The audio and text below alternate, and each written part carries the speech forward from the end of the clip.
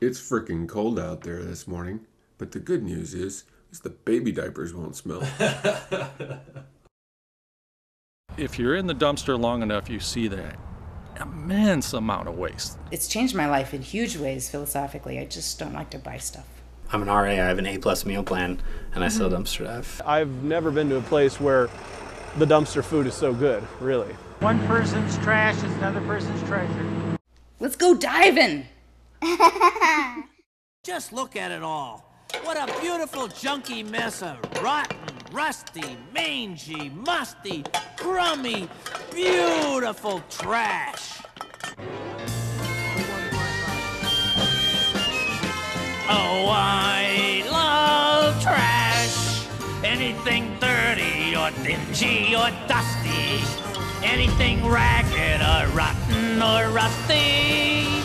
Yes, I love trash. If you really want to see something trashy, look at this. I have here a sneaker that's tattered and worn. It's all...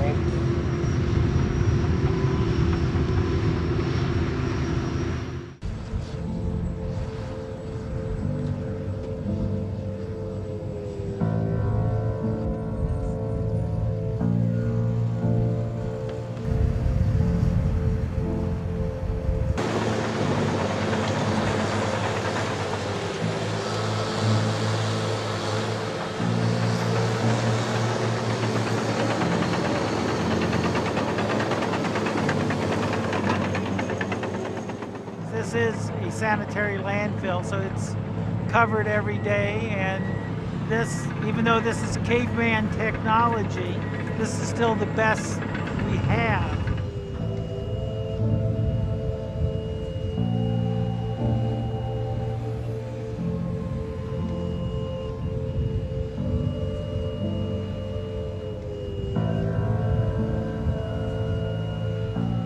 The craziest thing is that people throw away valuable things that can be recycled. So we still have a long ways to go. You can see it right now. There's all sorts of paper fibers, cardboard, things that could be recycled very easily. Matter of fact, it's over 30% of materials that come in here could easily be recycled.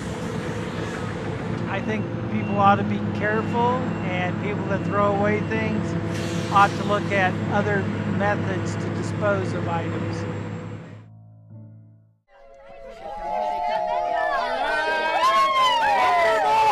I have a PhD in literature from Purdue, and my husband's a PhD. My kids will be PhDs.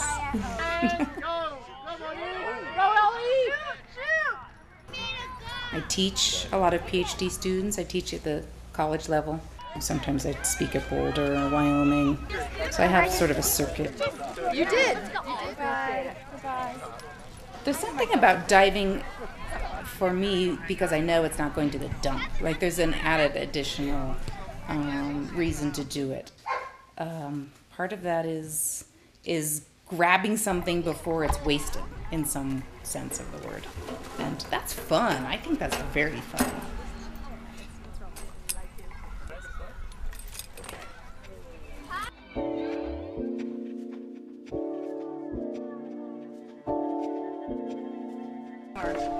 Clearance, though. This could.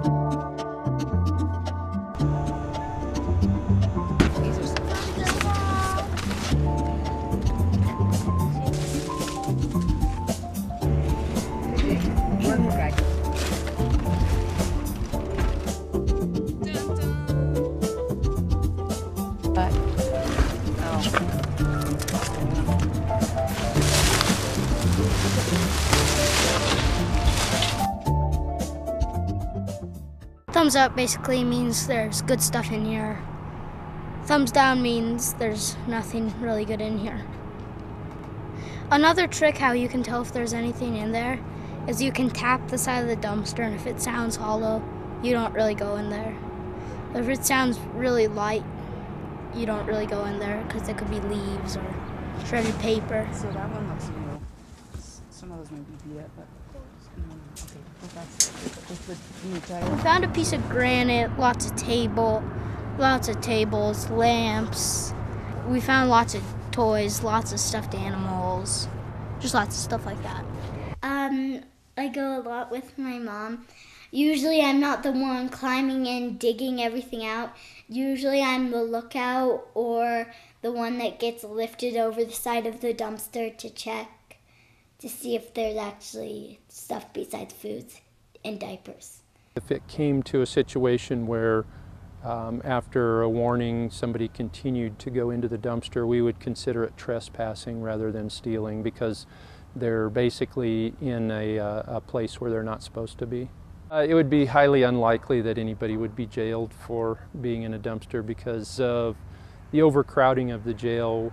We don't take people to jail for misdemeanors unless there's a compelling reason for that.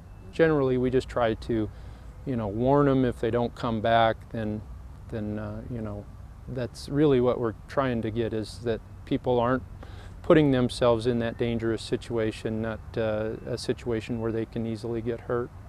We had an incident, and this has been several years ago, that a lady was looking through one of the dumpsters for aluminum cans and was almost put into the trash truck because the driver of the trash truck didn't realize she was in there, and he hooked up to the dumpster and was starting to dump it when he heard her screaming out from the dumpster.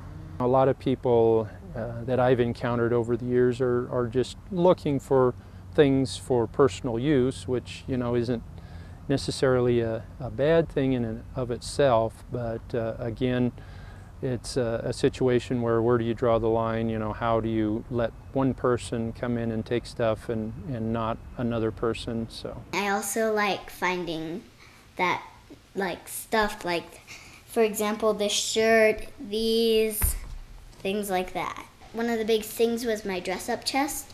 That's the big chest in my room, and it's really useful. I can't believe someone threw it away. I understand, because of the nature of my background, I understand the waste stream, and as the famous statement of throw it away, there is no away, that everything on earth comes from the earth. This chair is a chair made in Malaysia out of Indonesian hardwoods, and if you follow down the process of what happens to those, not only the environment but the society of the people that live there, because we want a cheap-ass chair, there's no cost associated with buying that and throwing it away. Zero cost in our society.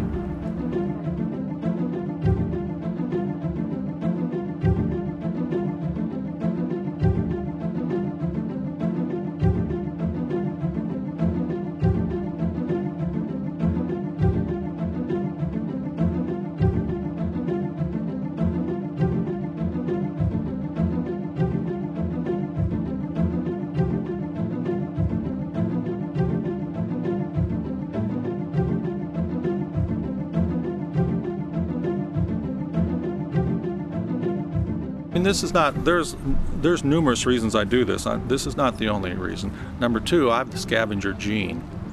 I do. I just have the scavenger gene. And I think it's just fascinating to see what's in there. I mean, you got to look at what I used to do. I used to be a prospector. I went out and prospected for stuff because I like looking for stuff, and I really like looking for stuff and saying, oh, look at this. Oh, isn't this interesting? And even if I don't find what I'm looking for, I think all these other things I find along the way are interesting. So I obviously have this scavenger gene that's in me, and I'm a happy person if I'm scavenging.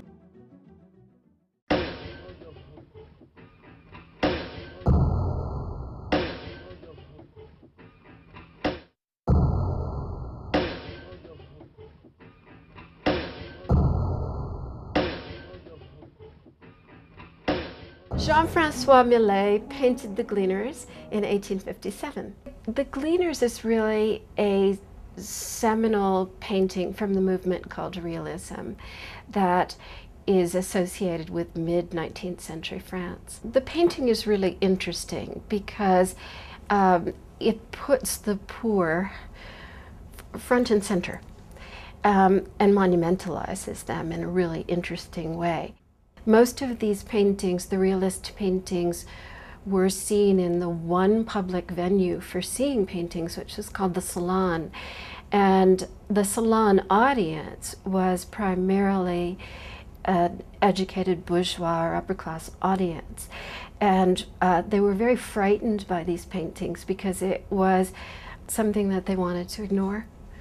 The existence of people living in poverty disrupted their everyday life. When you look up gleaning in the card catalog, it's shelved right along border areas and poverty and social marginality, and that distresses me that we think that we should only reuse something or glean something if we're economically forced into it, or that we're a unique character.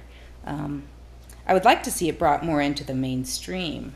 When my son got called white trash at school, and he came home crying, I decided right then and there to write a book about it because I wanted to pull it into the norm and describe our experience as a fun, happy one, not one fraught with poverty or strangeness. And so the book has come out and it's gotten some good coverage, and I think a lot of people have come forth and started talking to me about, yes, they always wanted to dumpster dive, but they just needed a friend to do it with, or they needed some encouragement, or they needed someone else to affirm that it was an okay thing to do. And we went to every dumpster around college, and we just decided to try them all. And way more than I've ever been to. We eat really healthy from dumpster diving because, like, Great Harvest is where we get most of our bread. They don't use corn syrup or anything. Yeah. Today I looked at the options in the dorm and realized I would eat healthier from a dumpster than I did using my meal swipe today. There's a whole lot of food in dumpsters, so we are very picky about what we take. We got bread a little while ago, and we made sure like it was in a bag with only bread in it. The packages we took were still fully wrapped in like plastic, so they weren't really in contact with anything that'd be bad. A Gibbs, if it looks nasty, we don't take it. There's hundreds of bagels, so you can choose the good ones and the bad ones.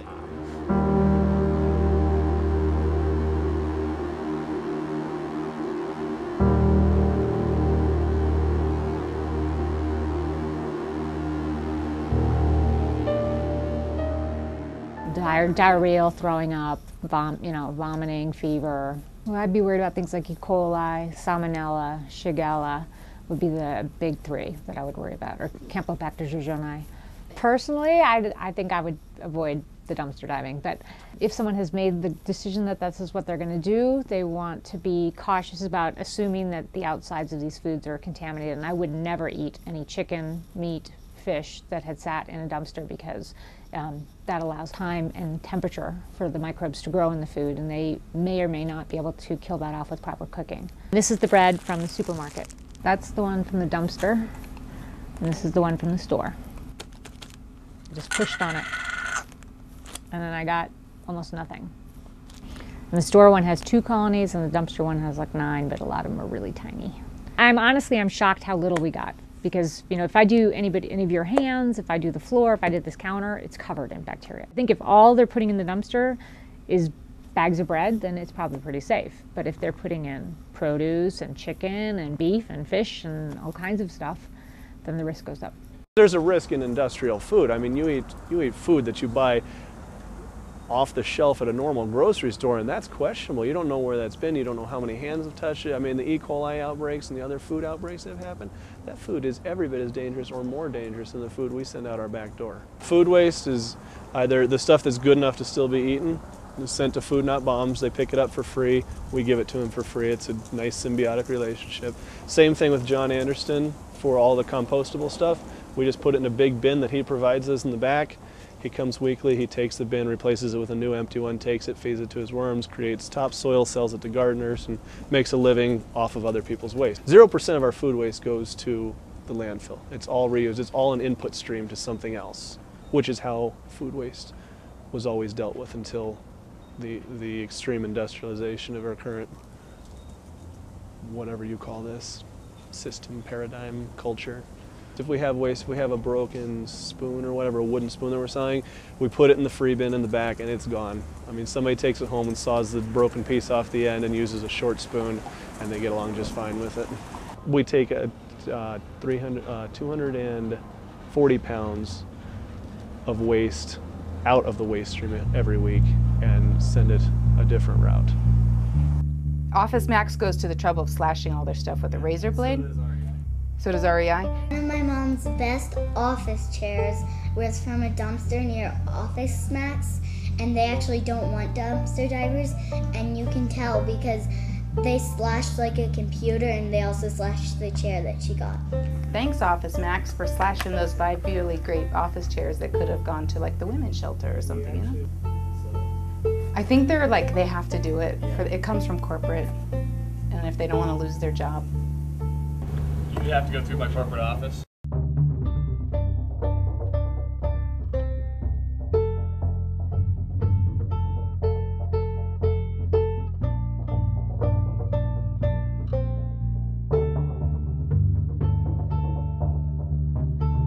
No offense to anybody, but the corporations of the world, the major corporations of the world, control the politics in this through money, and money speaks.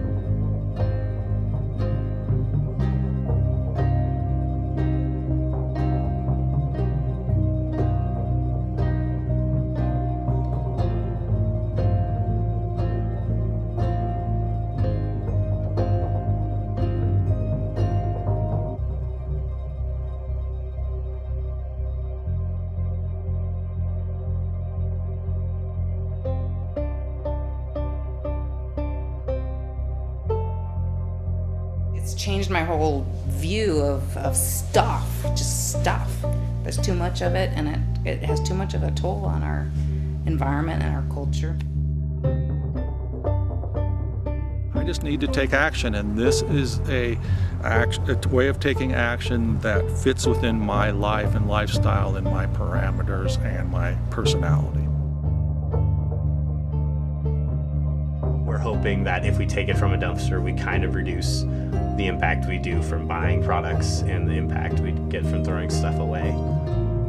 My main message is just affirming, yes, indeedy, this is an okay thing to do, and you're not a crazy nut for wanting to see stuff not go to the dump.